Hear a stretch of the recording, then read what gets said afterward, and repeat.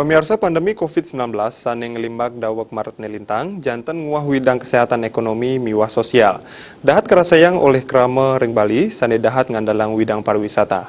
Nampanin kahanan punika, disiplin margiang prokes pinaka situngil pemargi, sane sidang laksanayang sedurung vaksin COVID-19 kekeniang.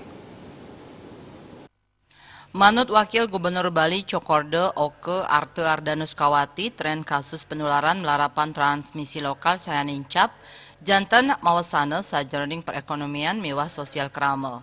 COVID-19 sampun ngawinang perekonomian Bali kaon, sangkaning akihan penduduk Bali wantah ngandelang widang pariwisata. Ring trimester kaping kali panglimbakan ekonomi katureksain metu ring rekor pinih kaon inggi punike 10,10%.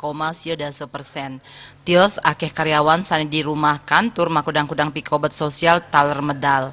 Manut dane ring widang sosial masyarakat, wenten pewatesan parikrama ring Bali sajroning nambahin panglimbakan COVID-19.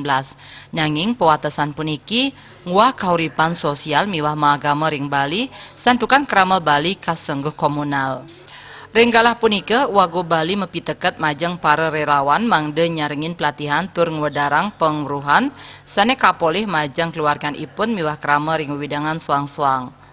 Kaptiang para relawan sidantuk sinarengan sareng Satgas COVID-19 saking desa adat saking suang-suang desa.